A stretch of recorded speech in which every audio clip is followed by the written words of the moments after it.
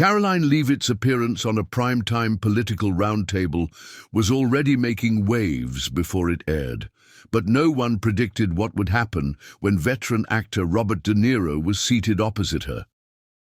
The conversation was meant to focus on national unity and civic responsibility, but sparks flew almost immediately. De Niro, known for his outspoken criticism of conservative figures, opened with a sharp jab at Leavitt's recent legal win. Leavitt, unfazed, stared him down and said, "You've spent years pretending to care about America while profiting from division." The audience went silent. De Niro blinked, visibly stunned by her directness. Trying to laugh it off, De Niro fired back with sarcasm, suggesting Leavitt's understanding of governance came from internet memes and courtroom drama. But Leavitt wasn't playing along. "Robert," she snapped, "you play heroes on screen, but act like a bully in real life. That may work in Hollywood, but it doesn't fly here." The crowd stirred. The moderator tried to interject, but the confrontation had taken on a life of its own. Viewers watched as De Niro leaned back, arms crossed, fuming. Leavitt, undeterred, continued laying out her policy positions with striking clarity. Leavitt then pivoted to call out De Niro's public comments on law enforcement and foreign policy. "You criticize the system while enjoying all of its protections," she said. "That's not activism, it's performance." De Niro tried to respond, but she cut in. "This isn't your movie set. You don't get to yell 'cut' when someone challenges you."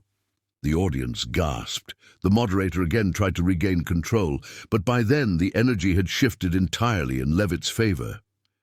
Cameras zoomed in on De Niro's increasingly red face while Leavitt remained composed, clearly anticipating each of his reactions. Social media was already lighting up with clips of the exchange. Leavitt's supporters praised her for standing her ground, while De Niro's fans tried to spin the encounter as a misunderstanding. But the momentum was undeniable. Leavitt's takedown was sharp, confident, and delivered without hesitation. She accused De Niro of hiding behind celebrity status instead of contributing to real-world solutions. "When was the last time you showed up for a cause without a camera crew behind you?" she asked.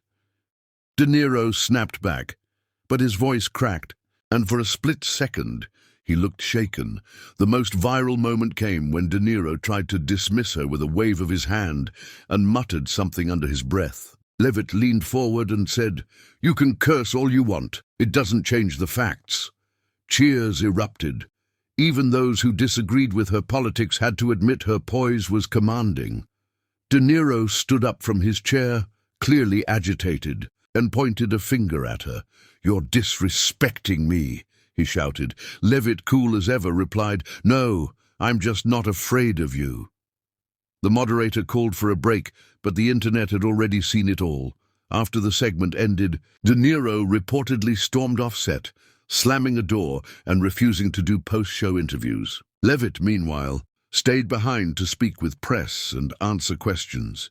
"I didn't go in there looking for a fight," she told one reporter, "but I wasn't going to let him walk all over the truth." Clips of the confrontation hit every major platform within minutes. Headlines read, "Leavitt leaves De Niro speechless, Hollywood versus Heartland, and when acting meets action." Political commentators, influencers, and even comedians joined in to dissect the now iconic clash. De Niro's team issued a short statement, calling the exchange regrettable and accusing the program of setting him up. But few bought it. Public sentiment had already leaned in Leavitt's favor. Even neutral observers commented on how composed she remained under pressure. In the days following, Leavitt's profile skyrocketed. She was invited onto more national platforms, praised for not backing down, and even trended at #1 for over 36 hours on X. Meanwhile, De Niro faced criticism for losing his temper and leaning on personal attacks instead of debating policy. Some liberal media attempted damage control by claiming Leavitt had rehearsed the entire confrontation, but behind-the-scenes sources revealed It was De Niro who had made demands before the show, including that he be given extra time and that certain topics be avoided. Ironically, those demands backfired when Leavitt dismantled his points without ever raising her voice. Her team released a simple message. Karoline believes in respectful disagreement, but not submission. That statement alone was shared by millions, turning her into an unexpected symbol of poised political resistance. The broader impact of the confrontation extended beyond social media. Political strategists began referencing Leavitt's appearance as a turning point in the debate around celebrity involvement in politics. Pundits debated whether this moment marked the decline of Hollywood's influence in serious discussions. We've seen movie stars yell, we've seen politicians stumble, but we rarely see someone like Karoline Leavitt go head-to-head with a legend, and win, wrote one columnist. It became clear this wasn't just a viral moment. It was a shift in public perception about who really owns the narrative. Weeks later, Leavitt addressed the moment once more during a town hall. "Respect doesn't mean silence," she said. "You don't earn respect by shouting. You earn it by showing up and speaking the truth even when it's uncomfortable."